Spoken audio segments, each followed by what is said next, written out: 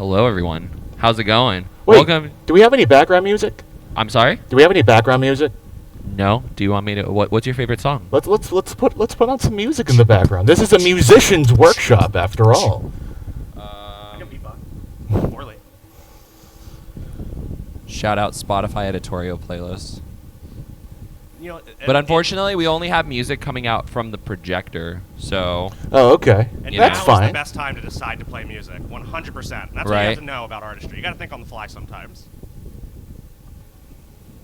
it's so muffled. Okay, let's we don't have to go with the music this time. It's all right. Everybody, Yeah. shh, so you can hear it. All right. Quiet future funk time. All right, everyone. So we are here. This is Build a Better Artist with Fiber. And Discoholic. Woo! Thank you, everyone, for coming. Thank you, everyone. So, we're going to introduce ourselves a little bit, and we also want to hear a little bit from y'all throughout this entire thing. It is supposed to be kind of half panel, half workshop. We want to hear insight from y'all and make it interactive, right? So should we just get right into it? Let's do it. Let's jump into it. Yeah. Let's just jump right into it.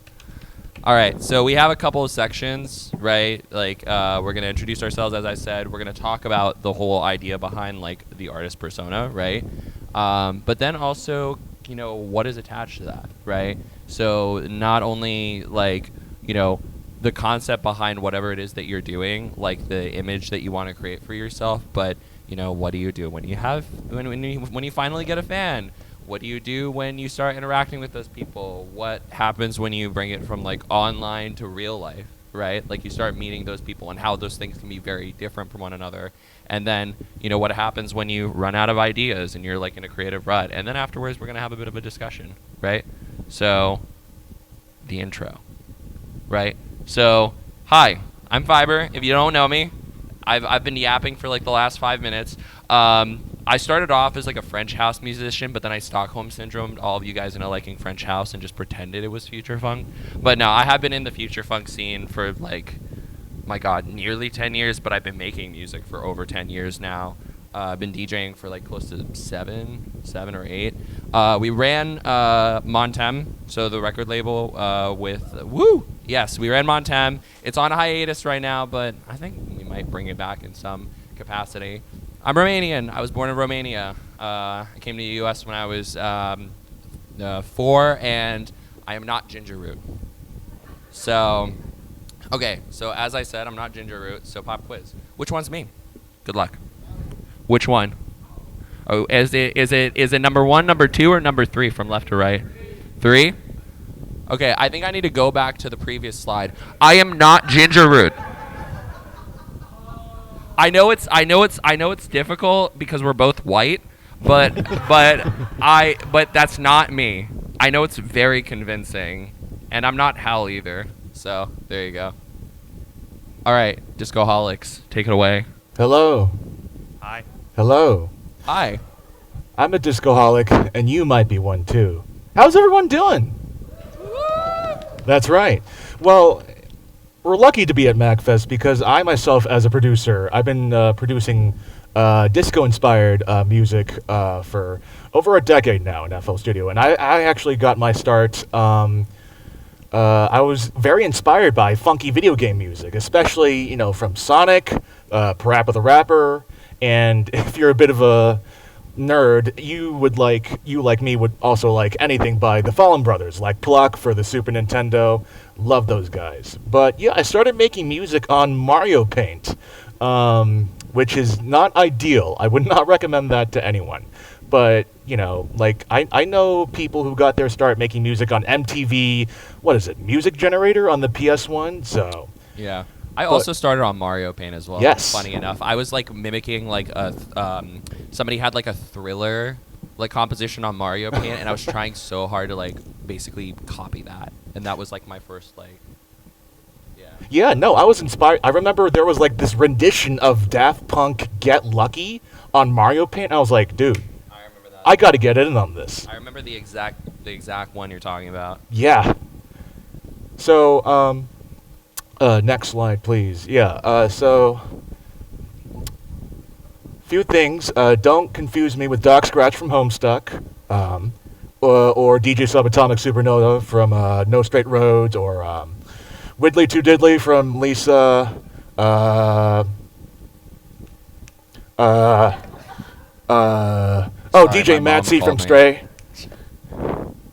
Or Claude from Have a Nice Day. I'm honestly not convinced about that last one. That's definitely you. That one's you, dude. That is like straight up just you. No, Even a disco ball. no. He doesn't have a tie. And the Commando. I from Risk don't of really Rain see 2. that one, to be honest with you. But Mysterio from Spider-Man, That one is also just you. and Gradient Joe from Bugbo, or the Just Dance coach from the 2014. Stop.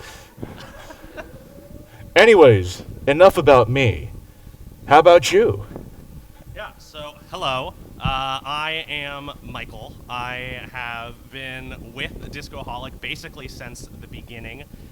Joined in 2015 as a singer for Too Close for Comfort as the original, and then just inserted myself into every aspect of the process until I was the second half of Discoholic in there. That's called investing. I've known this dude since... this is not investment advice. Financial advice. I've known this dude since elementary school, back when he had a tiny little disco ball head.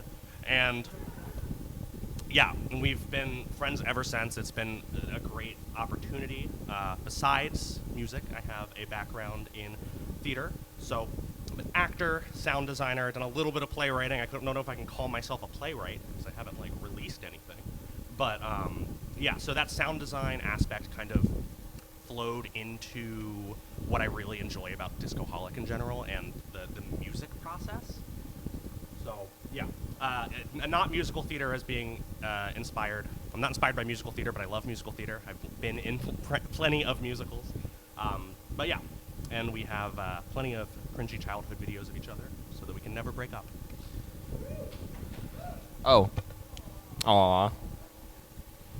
So I want to say just before we keep going into it, so we asked who here is an artist, like musician and, otherwise, but who here is not an artist yet and wants to become one?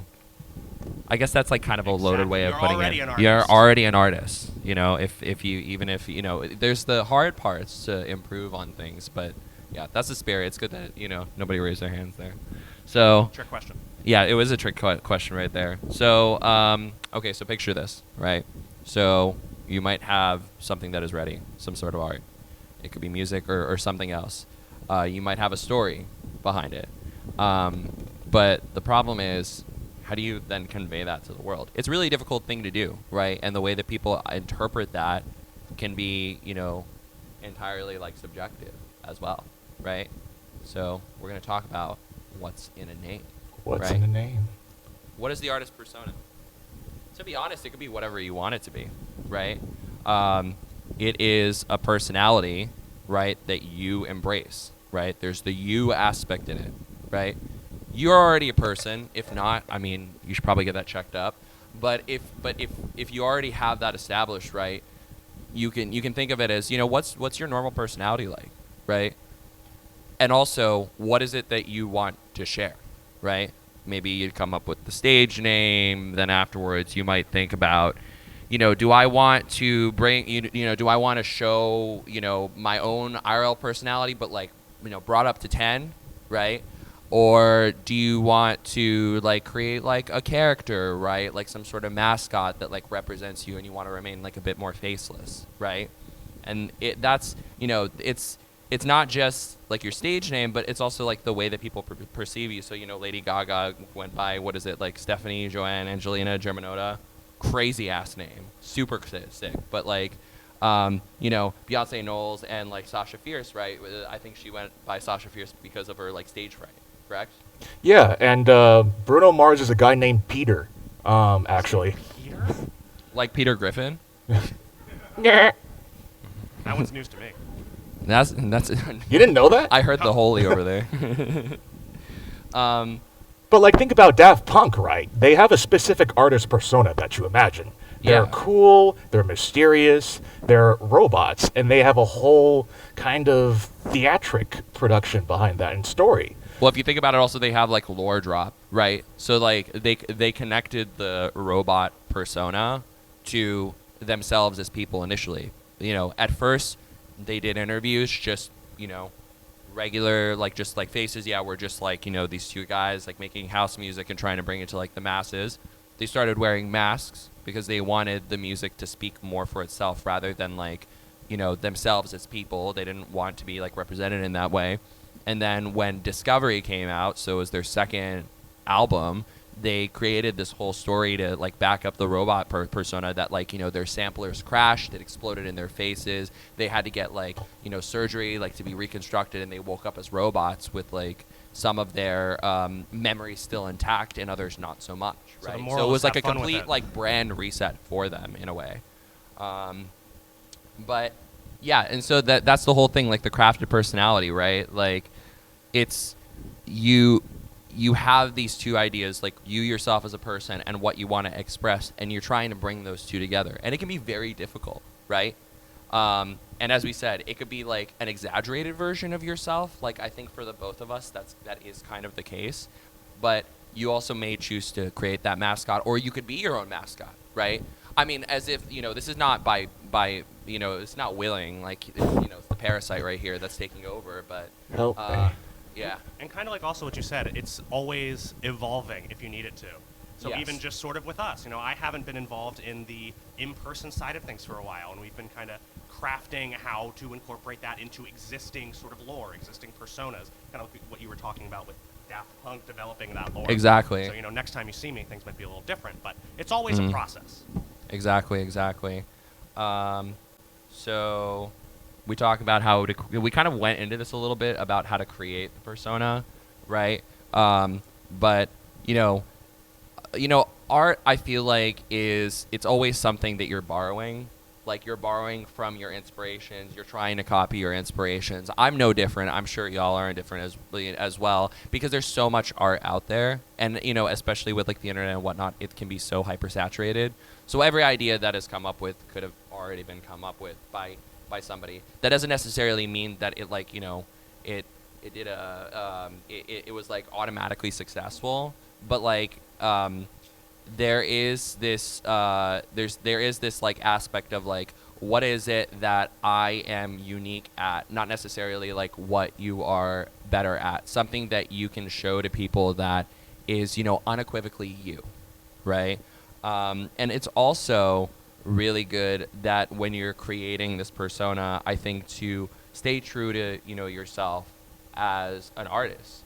I think that I've made a lot of really good like friends, and have had like a lot of great fan interactions the moment that I kind of like threw away my ego and started talking to people just kind of like on the same level, right? Doesn't matter what beef we had before, it doesn't matter really like what had happened in the past or what I might think of somebody's music or something like that, but just treating people with kindness, and also just being an honest version of yourself is good, especially when the internet is just we're dealing with an age of isolation, and I think honestly half of the people on the internet are just bots to begin with, right?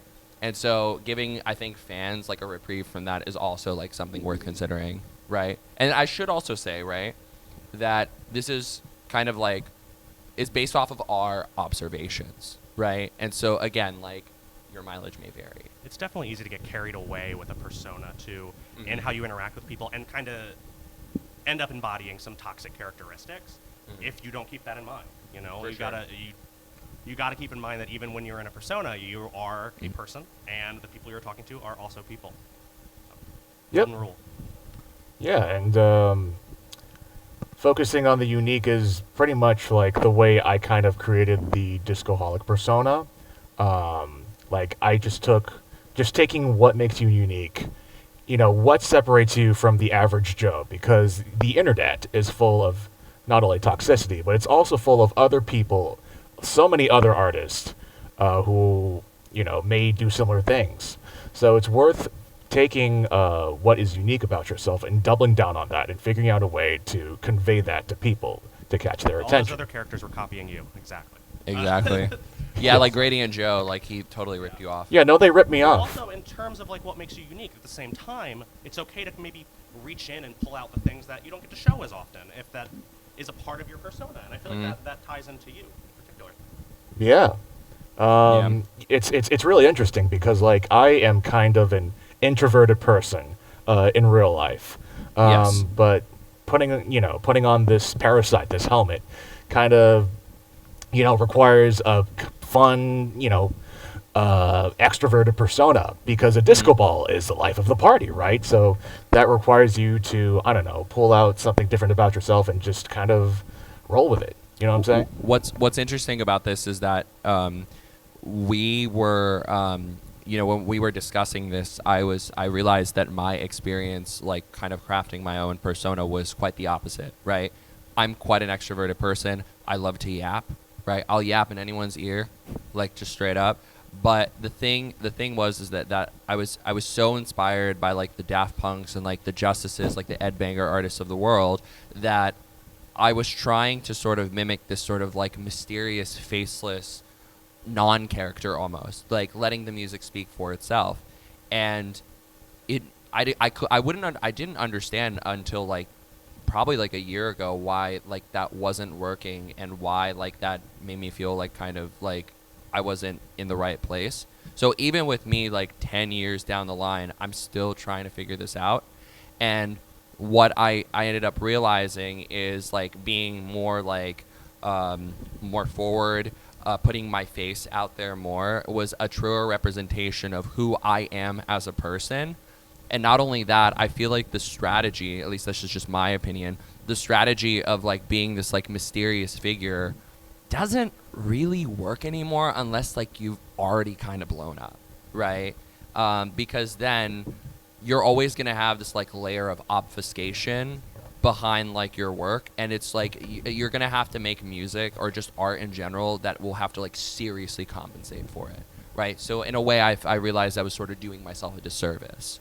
So yeah. All right. So we're talking about how to stand out, right? And we started this discussion already a little bit, right? Like, in bringing, what you want to express with the world, but also like your own personality and figuring out how that intertwines. Like having your music align with like your visuals is also just a good thing, right? I think this is actually really important. I think sometimes like the branding and the marketing of like what it is that you're doing can be equally as important as like the art that you're putting out, right? And I think like the consistency aspect of it is also super important. Like, people should also be able to tell that what you're doing is, unique to yourself. Like, again, it's unapologetically you, right? And again, it doesn't have to be the best thing ever, right? You can just put things out and it doesn't have to be a 10 out of 10 every time. I mean, I feel like I've learned that kind of the hard way, right? And that's why these things, I think it takes a lot of iterations, and it's again, as it says, a trial of patience. Like these things can constantly change. Right now, after, again, a long time of doing this, I'm considering like designing my own mascot, right? Not myself, like in the way that Discoholic does, but like a character that represents it, like say how like Moe Shop has Puya, like that character. So yeah, I mean, anything to add? All right. I think we're good on this section. Cool. We are at 11:20. Gotcha. We got to move. We got to We schmove. gotta go a little faster. All right. Like Sonic. Yeah, exactly. All right. I love so Sonic. Yes. So You can take this part away. you have the persona, right? You've thought about that. You worked on whatever it is that you want to put out, and and you finished something, and now you're thinking, okay, what comes next, right? The community aspect of this, I think, is really important. But I think this is my like notes are like cutting off right here.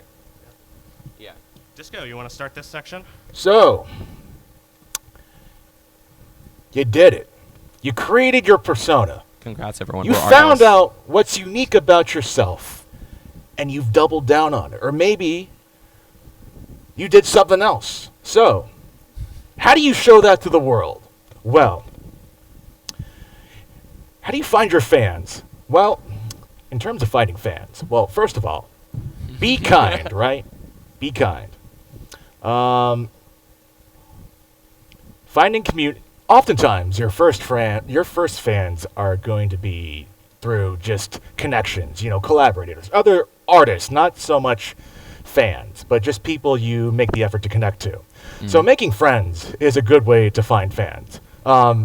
Really funny story. I would not be here if it wasn't for Fiverr over here. Oh, no. He randomly found us in SoundCloud in 2017, and it just so happened that we were an hour from each other in Maryland, in this lovely state. Yeah, and I found him through my friends in the UK. I was in a call with my friends from the UK, and they found Disco, and then I was like, oh, wow, this guy's really cool. Let me send him a message. And then we found out that, we're in the same state. So. Wasn't I with you when we got that first message too? Yes, you were. We were Wait, working really? on a song. We were working on a song about together. In the room, I saw that message pop up. Yeah, so just Reaching out to people. Reach out. Yeah, I'd love to get into that actually real fast. Just like reaching out to people and making friends, what you've been talking about, is so important, both early on, but also throughout your career. Shyness is something a lot of people deal with, of course, but you got to have some confidence sometimes to just reach out and not be afraid of somebody to, tell you to screw off, basically. And that will happen sometimes. But that's going to be an initial first step there, right? Surrounding yourself with people that are going to uplift you and support you in a way that's productive. That's investment. Yeah, and even and even if like you are scared, because like I think like the idea of like don't be scared. Like even when I reach out to people that I feel like might be like above me, I'm still freaked out by it. Like, but I'm just kind of like, what's the worst they can say, right? No, okay, right? And then it becomes like a lot less scary once you've like sent it and you've like paced in your room for like 10 minutes straight and screamed at the wall and but the other thing, right, like, so to add to Disco and Disco 2's point right here, is that when I kind of got in the Future Funk community as well, like again, some of my first interactions were with fans, with artists, right, in the scene. And those artists, I wasn't just meeting them because I was like trying to get something out of them. Like I was genuinely just trying to find people that like I had common interests with. And what kind of started it for me was meeting like some of like the early Future Funk guys, and then asking a net label that's still very popular in the scene, Stratford Court. They were doing a first year anniversary compilation, right? It was their first year anniversary, and I wanted to submit a song to it. Like, the owner of the label did not know me, but I just kind of took a chance, right? And they were like, yeah, sure, submit a song, and then we'll see what we can do, and we'll see if we can accept it. But that wouldn't have even been a submission had I not asked, right? And I couldn't even finish the song on my own. I couldn't come up with a bass line for it. So I asked my friend Roller Girl to play the bass for that song because I just didn't know enough production, like, know-how to really come up with something good, right? And so getting like the bits of help that you need along the way, it's really important. You don't have to do this like on your own at all, right? I feel like it's actually quite isolating if you do it on your own. You're not going to get very far with it. So Not at all. No, not at all. Yeah, and then there is, of course, we've talked a bit about, I think, the IRL, or at least the personal interaction section. Mhm. But there's also the internet, this beautiful thing created by Al Gore. That is such an old joke. Shout out. That is such an old person joke. That you can foster. And we're going to get into that probably more later, so I don't know how much we want to talk on it right this second. But just putting yourself into a ton of different spaces within reason is always important. With the energy you have. Yeah, with the energy you have. Yeah, the more spaces you're in, outside, online, and in real life, the more opportunities you have to make connections and therefore make fans, right? Exactly. Yeah, and there's again like for like your own community as well. Like once you are like starting to get fans as well, this idea of treating them like royalty to an extent, right? Like at least like how the slides say, like rewarding them for like interacting with your stuff in the first place. Like Disco, he was like at my place like a week before to rehearse this, and he spent like an hour and a half responding to just like random fan DMs, and I'm like, what the hell is this guy doing in my living room? I like to try to So respond much to so that like my fiance text is like, why is Disco just in, like, he's just been texting for like an hour and a half. Don't you guys have a panel to rehearse? But he was talking with, you know, to fans, and he's like, well, it's kind of how I got here, right? Connecting with your fans is super important because the better you treat your fans, the longer they'll stay. So I like to try to respond to everyone as much as possible, to, you know, even just saying thanks or just giving them a like, and, you know, them knowing that I saw their comment or their praise just means a lot to them. So, you know, being active on socials is a great way to start building something up and getting yourself out to more people, your persona, your whatever you finish, right? And, you know, even featuring fan-made content can help them feel valued. Just responding to people throughout like MAGFest and being just like more active on socials, because I'm pretty scared of social media and I'm not super good at it myself. It's bringing this positive feedback loop. And also to say, you know, there's a lot of platforms out there. I think a lot of like advice will say that like you have to focus on all of these like platforms, and we have a point about like don't put all your eggs into one basket. But if you're like somebody that like finds like the idea of social media just like really overwhelming, you can just start like 1 or 2 platforms and just see how that goes. And then kind of expand from there. Right, There like is this point about stan culture as well, which is I think pretty important. But you were saying? Yeah, I was just gonna say it's like, I think as for myself, like a neurodivergent person, a lot of social media is very scary because it's hard to really read what people are, you know, how they're connecting with you. But it's still just so important to get in. You know, unfortunately, it's a part of our reality, whether you like it or not. And so finding the space that you can engage with it and maintain your mental health while still finding that platform is very important. And yeah, the stan culture side, I mean, you know more about dealing with it than I do for sure. Yeah. But like it's easy to get, you know, boundaries get crossed and you need to maintain them. I think that as like we've gotten more experiences, I think with like just our fan bases and meeting people that like our music in general, and I think especially like with, you know, the DMs also that you are getting as well ever since like your fan base kind of exploded, right? There would be instances like, for example, I'm trying to buy a cassette tape of like some album I like on Discogs, right? And somebody will be like, oh my God, are you fiber? Oh, don't worry, I'll give it to you for free. And I have to like fight with the person and be like, no, I want to pay for this. Please do not give me special treatment just because I'm this guy that like put out like just like uploaded a file like on the internet for like the last like 7 or 8 years, right?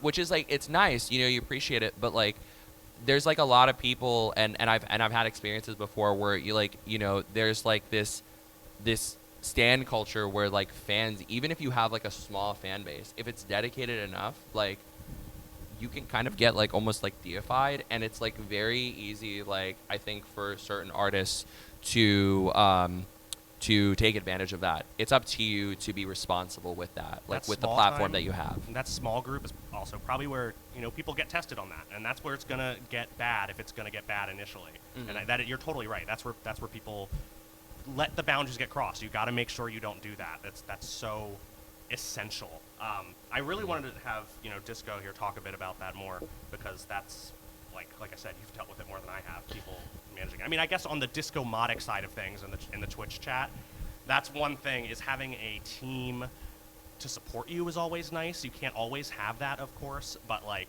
being in the chat and being able to low-key keep things under control, say if we're streaming, so that inappropriate discussions don't happen, so that people maybe get low-key silenced if stuff gets crazy without anyone noticing. That can be key in that environment. Yeah, no. Being someone with sometimes a persona like this makes people think that you are purely a fictional character and there's no real person behind this, when there's a lot of people who can say weird things about you on the internet, and it's worth, you know, again, setting boundaries and expectations to be like, hey, this is just not engaging with, you know, weird comments or stuff that is like could help stan culture happen to you. But it's just worth you know, making it clear that, hey, I'm a real person. be normal. Please be normal be about normal. me. Just please be normal. Please Yeah, be normal. I'm just challenge. because musicians are just like average Joe's Impossible. people, Be like cringe, you and just I. be appropriate. Please, yeah.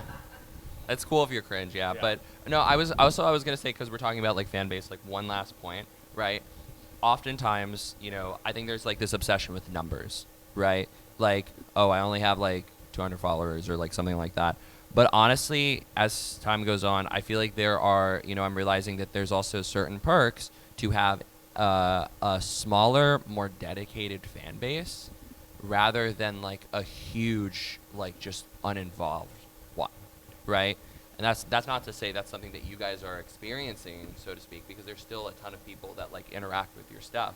But you have like a larger group of people, some of which don't even know that Discoholic is like a musician. It's just like this is the funny guy from the Instagram reel, right? Like, yeah, but even so, like I take inspiration off of what you guys do. I think we have that like mutually, right? So when I started my own Discord server, right, I felt the sense of fulfillment for the first time like in a while, where it was like, for the longest time, because I'm not talking to like this like community of people that like the fiber tunes, that like clearly nobody just cares about what I'm doing anymore. And it was so easy to convince myself of that, especially if you're having issues with like confidence. But the dedicated aspect of it, I mean, like we've done like charity shows before, right? And in like my small Discord server, like 150 people, during my set, like for that charity event, like over $700 were donated from my community to causes that we like very deeply care about, right? And that's powerful. That is very powerful. So. Yeah, that smaller aspect of your community, even when you have a larger community, you can still foster kind of a more core group, I guess. Mm-hmm. And that is important. You can't forget that, because that's going to be the people that you are going to be engaging with the most. I mean, the vast majority of your fans are never really going to interact with you, which is going to be like kind of a passing thing. But the people that you can connect with artistically, that's the emotionally rewarding part, I think, for me. Building those connections, but also like if we want to be cold and calculated about it, that's your merch sales. Like, yeah, no, that core group is gonna be. Those are the Yeah, people that are cha-ching, gonna baby. like show up to your shows. Those are gonna be the people that like will buy something when like you put out like an album, and it's gonna be the people that I think you're also going to like remember the most as like the most dedicated to what it is that you're doing, right? So it's important to give those people like the TLC that I think they deserve. So, Hell yeah. all right. So this is a quote: "Best way to sell something, don't sell anything. Earn the awareness, respect, and trust of those who might buy." I thought this quote was cool, and then I found out this guy was a CEO, and I was like, well, yeah. I mean, I guess but I get the point. It does run home. Like there is a lot of like anti shameless promo like kind of like sentiment on the internet. I think it started especially with like Reddit, but like people just hate being advertised to. Mhm. I don't think anybody here likes it necessarily. Like, you used to go through, like, TikTok, and you just see, like, the ads. We were actually wondering whether or not TikTok would be, like, a thing, because we had a section in there about that. Yeah, it's A like... whole TikTok or no TikTok contingency plan. Exactly. So, yeah, there's that. I think there's an important point in that, like, in just, like, treating people like people. You guys are be normal. We be normal back, right? So... yeah, we already talked about social media. There is a lot of stuff that we already went over in this, but I mean, when like navigating social media, there is no wrong way to go about this, right? But it's really good to be an active, somewhat of a user on all the platforms where you would post your stuff on, just to get a sense of what works, what doesn't, and you don't need to make unique posts for every platform, which is exhausting. But Very. you just need to keep in mind, okay, well, I'm going to post, maybe I could take advantage of the Instagram carousels feature. I could take advantage of, putting behind-the-scenes content in stories. I could take advantage of using Twitch or YouTube Live for live streaming. What am I going to do there? How am I going to show off my persona on all these different platforms and take advantage of their, features? So there's stuff like that, and funny videos and short-form content on TikTok and Instagram. Posting text posts on Twitter or I guess X now. But yeah, and it's good to figure out some sort of posting flow or cycle. For example, if you're a live streamer, you could live stream, and after the streams, you can post little clips from your streams on socials to show that, hey, I'm live streaming. And in the meantime, if, you can post stream fan art or something on socials, going back to being interactive with the audience and making them feel valued. And before streams, you can let your audience know, hey, this is when I'm streaming, this is when I'm streaming. And then you stream again, and the cycle continues. So figuring out some way to, I guess, make posting content as efficient as possible. And it is good to keep in mind with whatever platforms you choose to navigate social media on, don't take them for granted, because we didn't know if TikTok was going to survive. And I know plenty of creators online, many creatives online, who just post on Twitter or who just post on TikTok, and it's kind of dangerous to be doing that. It's good to have a healthy spread. You can handle it, but you can just start with one. I mean, to be fair though, like you were doing it, like all of them. You were posting everywhere, but like Instagram was the one that was like, right? Yeah. And then you kind of leaned more into that because you saw like that. Yeah. That feedback loop. Yeah. I kind of post everywhere. Like I'm on Instagram, YouTube, Twitter, TikTok, Tumblr even. I have like 5 fans on Tumblr, but I still post for them. I love them. Well, there's only 5 people on Tumblr, so. Yeah. Discord, Twitch. Twitch has stories now, which is crazy. So I like to post, little previews of, hey, I'm going to be streaming this on my story.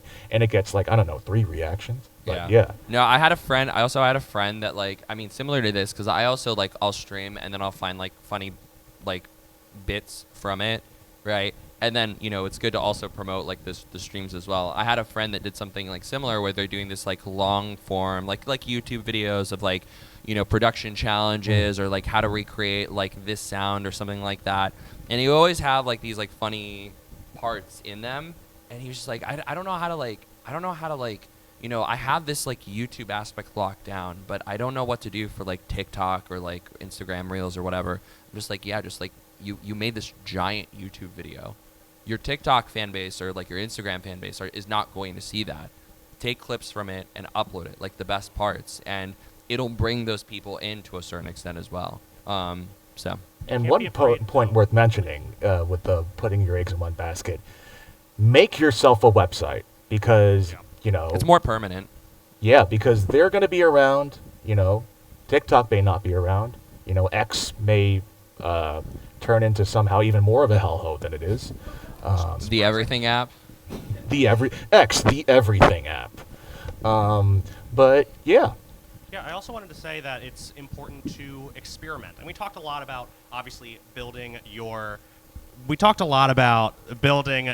persona and keeping that consistency.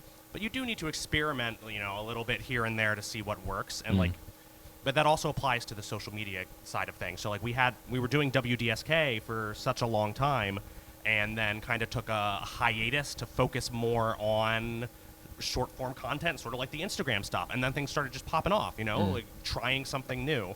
And we do need to get back to WDSK at some point, hopefully. Yeah. But Yeah. Otherwise, I'm just gonna take the idea. I'm just gonna start rating music and dancing to it on stream. But no, I was gonna say also like for me, I was posting everywhere, and I was like, I can't handle this. So I'm like, okay, fine. I'm just gonna like limit myself to Instagram. What was it?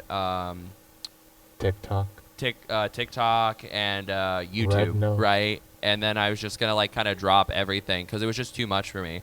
We do have like 2 more sections though, so I think we should like start picking up the pace. Yeah. So live shows, right? I'm gonna run through this a little bit quicker than what we have, but your fan base might start like this, right? Like let's say you have the fan base, you have it online. Your fan base online is going to be entirely different than your fan base like that is going to show up to shows. You have that core fan base, but like even if you think about it, let's say you have 10K followers, right? What is the likelihood that like any of those 10K followers are going to be in Washington, D.C.? right? Or in New York. Probably more in New York and LA, but it's not going to be very many. And then the subset of people that are actually going to go to your shows is going to be even smaller than that, right? And obviously it could range from literally 0 to like maybe, I don't know, like 6 or 7 people, right? Like that's kind of like what happened with me. So you can see like a lot of people will be online and see your stuff. The general area that you're in is going to be a teeny tiny fraction of that. The people that are willing to consider going to the show within that region was going to be an even smaller subset of that. And then those that will show up is like, so it's like, let's say like 0.002% of like your fan base maybe, right? So meeting your fans, right? Oh my God. You know, how do you take this like aspect of like, and this is actual photos of our fans, as you can see. It's like, you know, how do you take this like persona that you're crafting, right? And then you want to like bring it over to like your crowd, right? How do you translate that over? Because you might be filming videos online, but that might be entirely different from the way that you express that like in person. You have like giant like because you have like dad jokes basically that you print on like giant cardstock, right? Like I remember you played Music Sounds Better with You at the Groove Continental pop-up show in 2022. Yes. And just like a cardboard cutout of a baby, and he was just like, "Ooh, baby," and then everyone started laughing, right? Like, Yeah, man. Yeah. I remember in the LA show, I brought so many. It's so stupid. It's so moronic. Like, I was playing Michael Jackson's Jam, and one of the cards I was holding up just had, like, Smucker's Jam on it. It's stupid. And, Yeah. you know, the music sounds better with you. Ooh, baby. And I just had, like, a big, like, sign for a baby that I just held up at that time. It's stupid. It's Looney Tunes stuff. Yeah, and also like you're what you're doing in like a studio, right? For whatever art you might be doing might be entirely different from the way that you end up performing, right? Like for me, I do like to drop like unreleased tracks or like live versions of songs like that are more upbeat, that are like fit for the club. But you know, it's also like, you know, important to do that, like the uniqueness aspect of it, so that, you know, like you're memorable to those people, like so that it translates over well. Or you have a point. You went. Sorry, I just thought of something. Please go on. Sorry. Oh no, you didn't have a point. Okay, he was just No, happy. no. Okay. Please go on. Go on. No, that's basically it. I mean, you could also sell merch. That was the only other part. Yeah, it's worth thinking. It's worth thinking about. Oh my God, there was this one show, it was in Toronto in 2019 in Seascape, where we had this Central. idea of selling custom one night only drinks named after the artist performing, and I was like, that is such a cool way to make your live show memorable. Selling custom drinks, like that's the only time Disco Hall was sold to bar patrons. And just, I don't know, having something like a fiber fireball, I don't know, I don't drink very, you know, would but, be cool. You know what I'm saying? So just have fun with it. You know what I'm saying? But yeah, I mean, and also I'm just gonna run through like the live show rules of thumb that I think we could point out. Like, you know, with preparation, just try your best, right? Practice how you would perform, right? So if you want to play the guitar, make sure that you're more solid at the guitar, right? Improve like your voice if you want to sing on stage. You know, having like an idea of the venue and like even providing them like a rider if you have like, you know, certain things, and a rider being like, you know, for people who don't know, like this sheet of paper that like, you know, you kind of expect like the venue to set up for you to make like your performance as easy as possible. That's something that's worth looking into. And then over rehearsing. It's like not good because the second point, Murphy's Law, everything's gonna probably fall apart, and you need to be prepared for that. I mean, like, what can go wrong will go wrong. I mean, I remember my Flamingo Fest 2023 performance. It was like my first time that I'm like doing like, I have a playback system, but I'm also trying to play guitar. I'm also trying to sing, and I'm adjusting levels. There's time visuals. When I say that every part of that performance fell apart, I mean it. I could not hear myself through my studio, like through like my in-ear monitors. I could not hear the guitar, so I just gave up on that like 45 seconds in. My pitch correction, because I had like auto tune on, was like not working, and the visuals were like, you know, not timed because the person that was supposed to like press play like had to step away for like a minute or so, but I still had to perform it, right? I still had to do it, and like, you know, there was like a moment of panic, but the show must go on. And then my laptop died with 3 seconds to spare. So at the very end, I was like, "Good night, everyone," and there's this like crazy crescendo, and in the middle of it, it just cuts off because my charger got unplugged. So what can go wrong will go wrong. You got to roll with the punches. So, and then I got better afterwards. I don't know if you guys have something to add. I mean, our post set like 2 days ago. Yes, even our pose set, right? Yeah. Yeah, man. Like I remember, dude. The way we rehearsed our DJ set for Upstairs a Pose was different from how it came out. Yes. So There was a lot of similarities, but like the execution of the final one, when you're in the moment and there's like actually a crowd there, like expecting like music, like it's different, and it's not something that can be very easily predictable. And it still went great. Yeah. Yeah. Say, got Yeah, a ton of people- praise. yeah, I thank loved you. it. Thank you. Yeah, I got this crazy like Chad photo of me, like we're like right Yeah. here. Yeah, look at that on the left. dude. Kayla. Yeah. Shout out Kayla. Unbelievable photos. Slaber. Really, really great shots from that night. Yeah. But yeah, it's like you don't interrupt a good flow, and you roll with the punches. The show must go on, and that's what you do, and you did a great job. Yeah. Okay, so let's talk about creative Yeah, ruts. so overcoming creative ruts. All right, so you know how to make art. You know how to deal with all these things we've talked about, but it's just not coming for whatever reason. Sometimes that is going to be just a creative block. You just can't think of anything. Sometimes it's external pressure. You know, maybe you don't have the time, and maybe you're dealing with family expectations that are hindering your ability to get things done. So let's go into some ways to deal with that.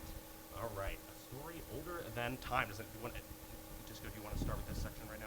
So we've dealt with this, right? Yeah. Everything's going right. You have a persona. You have finished art. You know how to navigate social media. You've even performed live. But, oops. Oops. Whoopsies. No ideas. I mean, you keep going in this cycle, and then at one point you're bound to like run out of some ideas, you know? Yeah. So what do you Like, do? And then what now? What do you do? What do you do? Well, one thing I like to do is just watching and reading interviews of my inspirations, because most likely whoever inspires you has their inspirations as well, and they can inspire you. So, watching, I don't know, Daft Punk interviews or Justice interviews, and them talking about their influences, I'm like, wait, I got to check them out. And exposing yourself to new art, right? On the bottom left there could be, part of that, branching out and trying new things. You can also Whether- collab with yourself others out. as well. Like Yeah. you help out with the ideas, or you can just take a break. I think it's always important to make sure you are exposing yourself to new art and don't be like, oh, this sucks. Like, if you won't give country a try, I'm a little suspicious. Like, because there is going to be Ooh. good stuff in there. That's a Might be controversial. might be take. a hot take for That's some. A I mean, I'm controversial I'm take, open, but you should appreciate as many facets of different types of art as you can. Like, really try to immerse yourself in that, and you'll be surprised by the things that you come out with, and it's going to enhance you as an artist. Like, you might not even dislike like certain music. You might just be Right. like in your own little hole, like your own little corner. Like I was just Exactly. listening to Future Funk for years, and then I'm like, why am I so uninspired? Because I was like literally not listening to any other music outside of it. I'm like, what's going on? What's going on? I'm scared. Yeah. Like so. if you get really into let's say you're into Spin the Wheel, prog rock, and Mitski and disco, and you're into those things, you're gonna figure out something pretty interesting probably. That's gonna make you unique. Yeah, for sure. Because we're just borrowing from one another. Yeah, man. Art doesn't come from a vacuum. We all have influences. We on the point of family expectations. Like when I started making music, I come from like an immigrant family, and my mom was supportive of it, but my dad for the longest time was not. Like, it was just like, buddy, you're just wasting your time with this, right? And even so, and then I start making like a little bit of money off of it, and then it's like, well, I guess you're good, but like we still want you to become like a doctor or a lawyer or like something like that. And then I got a decent like paying job, and then it's like, okay, now that's not making enough money. You should stop doing it again, right? I think that like the stubbornness of that is what like got me through it, because I knew it was something that like made me happy. And then as I got older, I was able to have conversations with my dad like, hey, even if this is not like successful, even if it's not making me money or something like that, if that ends up being the case, it still makes me happy. It's important to do things that make you happy, right? Like, my dad loves skiing. He's probably at the slopes right now. He just found his newfound love for skiing, right? But that's not adding to the, I don't know, to the shareholders' profit. So, like, you know, but yeah, I think that's the only point I want to make about that. Yeah, and then we have the family expectations aspect. Right. Self-doubt is a big one that a ton of people are going to deal with. You know, it's normal. The imposter syndrome, it is going to hit. But you just have to give yourself that grace to understand that you are probably better than you think. And it's a balancing act, because you just also don't want to, like, fuel it to an ego point where you're like, I'm the best. No one can top this, you know? But, yeah, you just got to make sure that you're always moving forward, even if you don't feel the best about yourself at that time. Yeah. And I mean, there's also the aspect of industry challenges, right? Yeah. Okay, this is the taboo, the when you it's like the topic, you know, of like AI generated stuff. You know, it's good, you know, to be adaptive, to like change with things. I'll say this, like, in terms of the music industry, it's always kind of sucked, right? There's always been like some aspect of, like, you know, like artists getting screwed over, or you're getting nickel or dimed or something like that if you're not careful. And you know, remember when everyone was like freaking out about NFTs and whatnot, and you know, and now they're gone, right? That's not to say that will happen necessarily with AI. I mean, like, I'm of the thought that like technological improvements are like good, and it's also like, it's like fair to like consider it as maybe like a tool that like helps you make art. But then, like, I think the attitude behind it of like replacing artists or replacing people that are working is like, you know, like that's where the problem lies. Right. And I think it'll fall into its niche as well as a tool. I think kind of like you don't see as much AI art as you used to when it was popping up, and like all the tech people were getting really excited about it. Yeah. You know, things fall into their niche. And I think the only thing else I want to add from the industry challenge is just remember, success is not a meritocracy. No, it is not. It ties in everything we already talked about. Being the best is not going to mean you are going to be the most successful. You have to take like the things we've been talking about. You have to reach out. You have to know the business side of things, unfortunately, because business is boring, but it's how you're going to succeed. We could have a whole other panel about the aspects of like finances in like music, or just like being an artist, like of any kind. Like, let's say you're getting like, you know, 1099Ks or something from being a Twitch streamer or something. That could be an entire super boring 2-hour long panel. But it's important to research, like, to know what money you're owed, know what royalties you are entitled to that you might not even know is being taken from you, like, right under your nose. And this is something that I am learning after, you know, like, from like about a year and a half ago, right? It's like, oh wow, there's like all this money that like I could be getting from like the fiber stuff that, you know, like it's just kind of going to like some sort of shadowy organization because I'm not claiming it. All right, the next slide. So, How to respond to criticism? Yeah. Do you want to introduce something? Well, Yeah. no, I was going to say one big external I think we're pressure. close to the end though, yes. Yeah. One We're big speeding external up. pressure is just learning how to deal with criticism. Yeah. So, with criticism, you know, one thing, there's a story that impacted me a lot in my theater background, where I was trying to do something that was trying to show a relationship dynamic through a really abstract lens, where like the people are moving throughout the space in different ways, and like using spatial awareness and whatnot to establish their separation. And I did this performance for a group of people, and someone was like, yeah, I don't think the abstraction is working. I think you should dial it down. And I'm thinking like, okay, all criticism is valid, genuinely. If it doesn't work for somebody, I care about that, right? So I thought, but I'm not getting rid of the abstraction because that's the whole point. So I thought about it for a bit and what the issue was and why it wasn't landing, and decided to instead dial it up to 10. Do the opposite. Have the abstraction go even harder. And then we did the second run of it, and that person was like, that was absolutely it. It totally landed for me this time, you know? And like, that's the thing. Like, the criticisms are often coming from a valid place, even if you disagree with the way they're saying it. Mm-hmm. If it's not landing, you might need to adjust. So, you've received criticism. Do not get mad. Do not get sad. Do not get bad. Anyway, so don't dismiss the idea. Dr. Seuss is Yeah. breaking.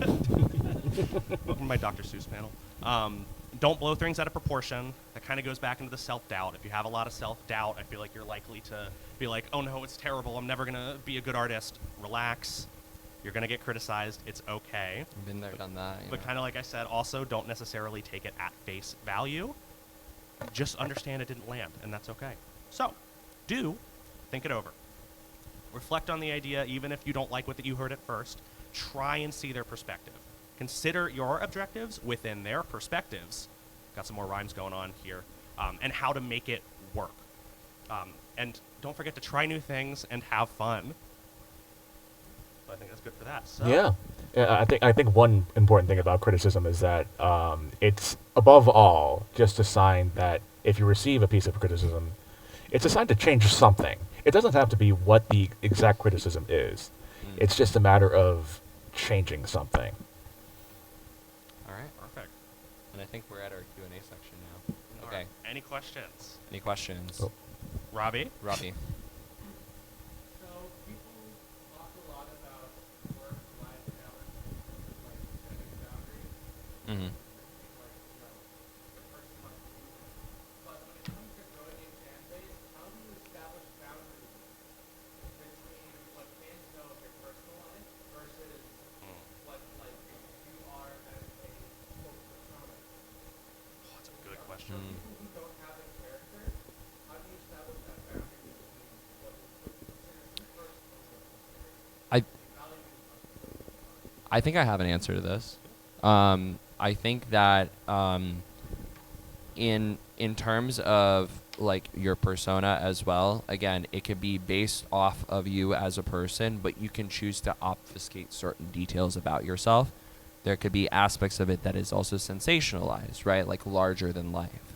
I mean, I think that I think it's kind of important not to give out like all of your information like about like who you are as a person, because I think like to an extent, depending on what you're trying to aim for, it can almost kind of like cheapen like the mystique of it, or worse, somebody who is like insane may like try to dox you and like figure out where you are, And right? even just like knowing what you're comfortable sharing as well. I think probably a good rule of thumb is, would you be comfortable if a stranger like walked up to you and started talking about this, like hey, how you doing since your mom died or whatever, and Yeah. if you're comfortable with that, you're comfortable with that. If you're not, you're not. Yeah. So I think it's like another thing. It's like it really, I think, also depends. And I think maybe the thing is also like leaning into like the things that like you love and that you're passionate about, because these are like things that are going to be easier to talk about, and I think like people can also more easily relate with. If somebody can like see that like you love a certain thing or like a certain aspect of like your project, I feel like people are like willing to interact with it more like in an artist sort of way. So And I think we should ask you guys some questions. Yes. I bet you didn't think you'd have to answer questions. All right. Now, so, like, we have some stuff up there, just things to think about. But, like, does anyone want to share maybe a challenge that they've experienced as an artist? Yep. Ben. Oh, perfect.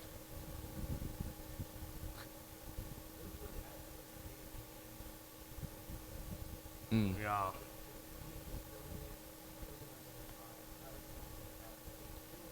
Yeah. No, I agree. Right. I hate the word content because it's so like reductionist, and it's like it kind of like cheapens like the aspect of, and I know you guys use the word content, like I don't mind Oh, it, right? yeah. But like in the slides, I don't love it I'm either. having this exact same issue, right? Where I have like an unhealthy relationship with social media, and I don't like what it's become. So it's very difficult to motivate yourself to do that thing.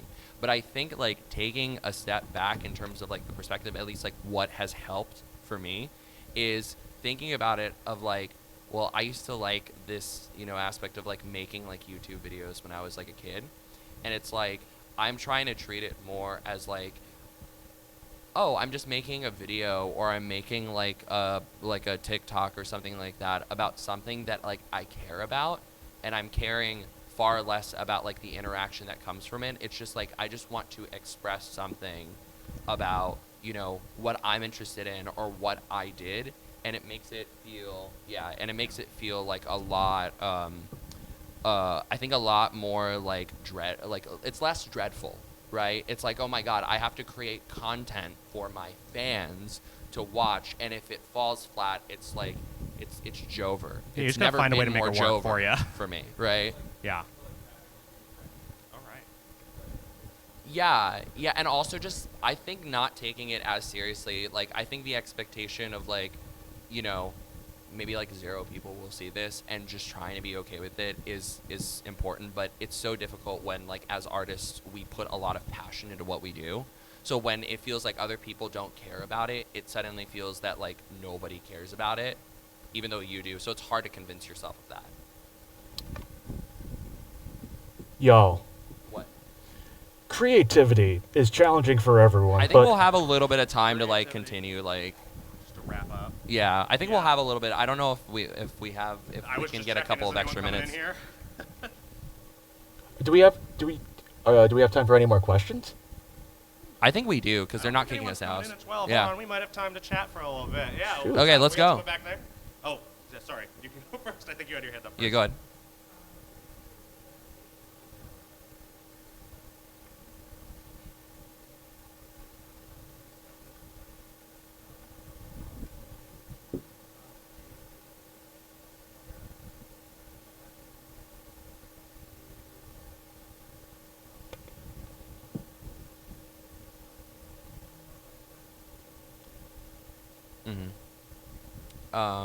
Yeah, you guys have an answer to that? Like, oh, so the parasite on Discoholic's head is interfering with his hearing, so he couldn't hear the question. So the question was about like when you're contacting other people about wanting to work with them, but you don't want to be like overbearing, right? Or come off as like kind of annoying, like wanting to like, you know, reach out to that person.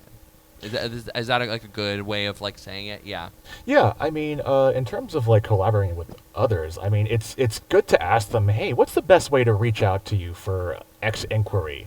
I usually tell people, please email discoholicmusic@gmail.com for anything like that, so it's easier to keep track. But you know, that's It's also easier to work with your friends as well, so if you get to know them, but that is like a more involved process. But you could approach it from the businessy end. You could also approach it from like, hey, you know, I'm just a fan and I would like to work with you.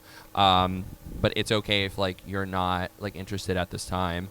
And again, the worst that they can say is no. I still have anxiety about contacting certain people. Like I want to like work on a track with like, I don't know, like Mac Ross, right? And I've known him for years and I'm like,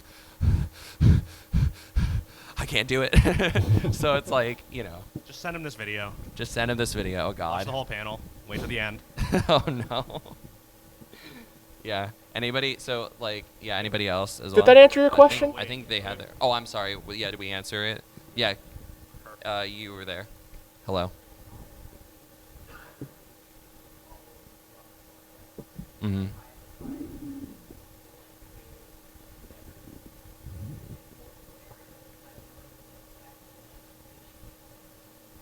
Mm-hmm. These are some good questions. You talked about this yesterday with T. So actually, this is kind of a perfect topic about the whole like dealing with perfectionism, you know, and just knowing that you just got to keep it going, even maybe if you're not 100% satisfied with it, and just keep the ball rolling. You know, like you were talking about last night. yeah, Setting no. artificial deadlines as well has Yeah. helped. like Yeah. okay, I'm just gonna try to finish X thing in like a couple of days or like a week, and even if it's not perfect, just being like, okay, at least I finished it, right? Like even like I would say sometimes I even have to set my own expectations like a bit lower, because I could spend a year working on a song until I think it's a 10 out of 10. Or I could work on quite a few more tunes if I consider them to be like 7 out of 10, but like it's a 10 out of 10 or a 9 or a 10 out of 10 in some people's eyes, maybe a 0 out of 10 in others' eyes. Like, Right. so I think I don't know if that's like consolation, but Well, it's like setting the deadlines too. Sorry, I'll pass this off for a second. With setting artificial deadlines can be really useful because I know with us, like we're working on a song right? Or worked on a song that is now done. Yeah, no, we were working on it during MAGFest. During MAGFest, getting it all like sent to distribution, and that had really strict deadlines to make sure we stuck to that. You know, Or It's, maybe like, or maybe holding yourself working to on certain projects piecemeal, like saying True. that my goal, right, is to just like finish a chorus Yeah. But, by like, the this other time, thing, right? Yeah, my other side part of that is we have what became Disco Soul took like years to make. You know, it kept getting Mhm. dropped behind because you weren't satisfied with it. And the earliest version of it, at a certain point, we did have to just go, I'm done with this one. It's not enriching me in the way I want. Drop it, start over. And Yep. we just Yes. took some of the concepts we liked and just rebuilt it from the bottom, which I think helped get it moving Yeah. when we were stuck. Yeah, I mean, it's best to put your best effort into something, but at the end of the day, time spent chasing perfection is better spent time spent working on something new. So you're never going to reach perfection. I assume that's Yeah. what the question was about? Something also just sometimes just knowing when to move on, even if it's something that's not complete, is also really important. So, yeah. Anybody else? I'm gonna go with them because they had their hand up. I'm Yeah. sorry, you Oh. you pick. No, the girl with the purple hair had the hand up for a while, I thought. What's up?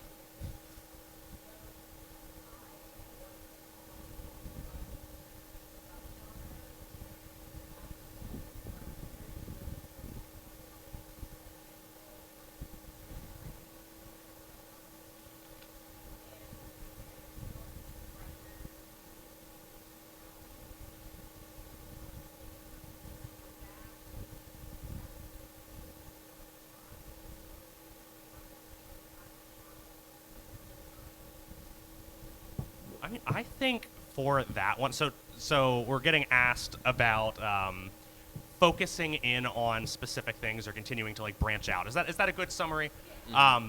That's something I've talked to with like my girlfriend a lot. So she is a physical artist and a painter, starting in like the digital space and branching out from there. What kind of EDM do you like? I have to ask. Yeah. Sweet. Yeah. Yeah. So she is really into drum and bass in particular, and like that side of things, and like the houseier side. But anyway, we've talked a lot about where to get inspiration from, and that was kind of what we hit on here. Is branching out for the inspiration is good, but also maintaining that consistency. So incorporating elements. Are you talking more about specifically for releasing things? Yeah. It's always good to take elements to build upon what you're already doing, I think. So people don't get whiplash, but you're still getting that artistic enrichment, you know? Anything to add? All right, does that answer? Do you wanna? Yeah. Do you wanna? Yeah. You Yeah. wanna add something? Oh, yeah, do it. Go for it. You want to come up here?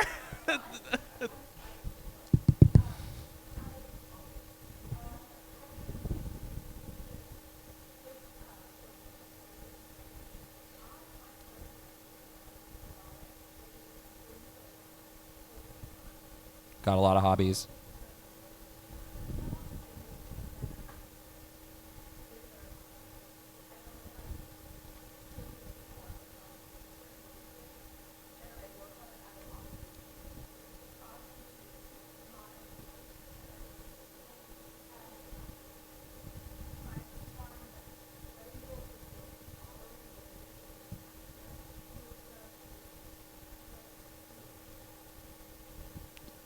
Yeah, no, I think the reception of others.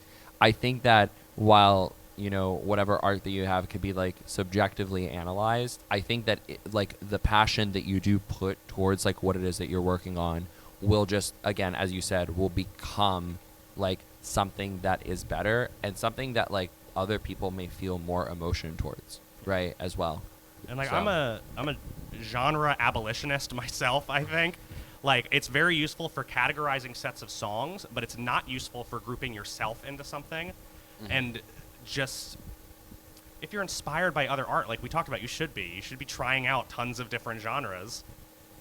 Incorporate the elements, push the boundaries a little bit, you know? I like disco. Yeah. Nah, not that one. Don't listen to disco. Anything but Disco's that one. terrible. Anything but that. Anybody else have like any other questions? Okay. Oh, Here you go.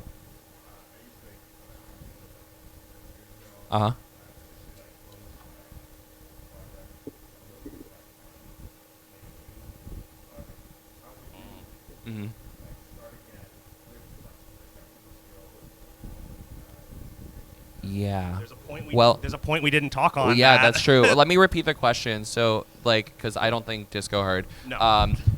This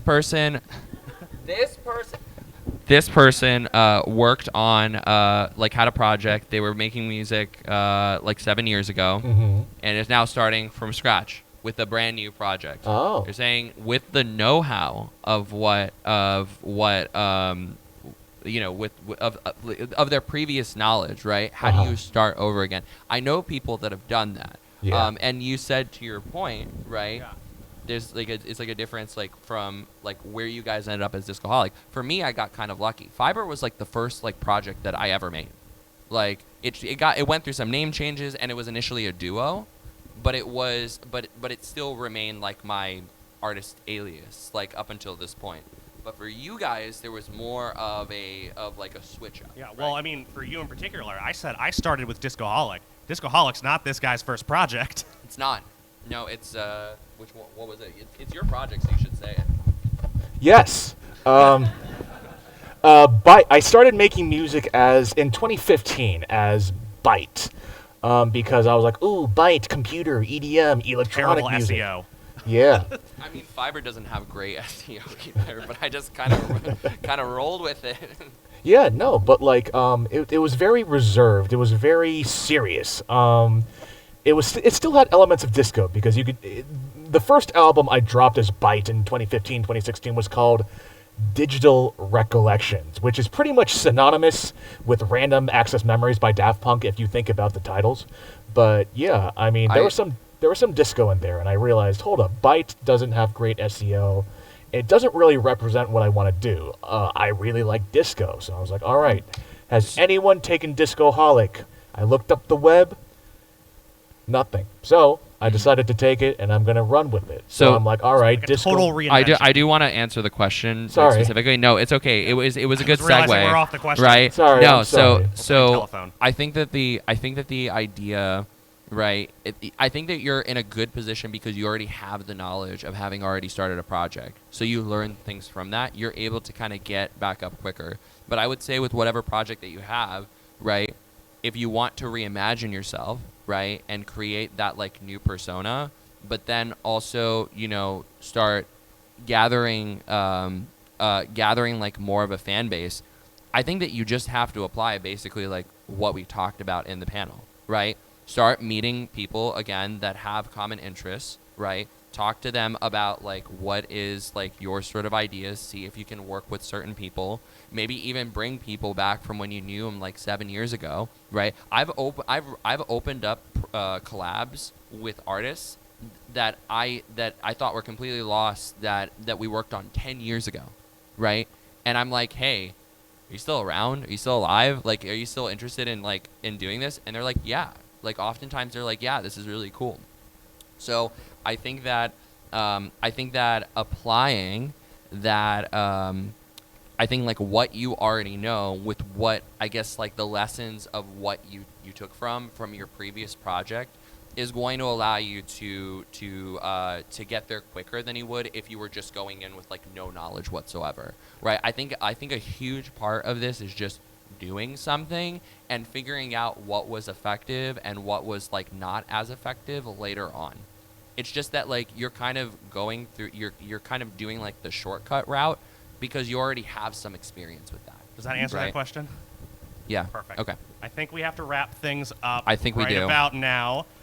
Thank you, everyone, and thanks for Thank those you, wonderful everyone. questions. My God, I was not expecting such good questions. Yeah. We thought that the panel room was bare. Like it was Well. like we thought nobody would show up. So thank you so much, everyone. We really appreciate it. Well, Yeah. well, Nice to see some familiar faces too. I recognize some of you. well. To say, I want to wrap up with something. Thank you so much for coming. Yes, creativity is challenging for everyone, but we discussed a lot of tools and strategies to push through those challenges. Hopefully, these ideas helped you think about your own creative process and inspire you to always remember there's always a way. To go back to the previous slide. Oh, sorry. Okay. There's always a way to Build a better build artist. a better artist. That was so Yay. not in sync. Woo. Thank you, everyone. So please, these are our socials. These QR codes right here. We still have merch at Rock Island as well, like a lot of fun like Fiber Discoholic stuff. You guys have posters. We have also some records. We have my vinyl, but also Mayor No Tilde right here. Like he's actually right in front right here, like in the first. Everyone give it up for him. But yeah, do we mind if we take a? We photo, gotta get a before selfie, we man. go? We were here. Stand up. All Let's right. do it. Thank you.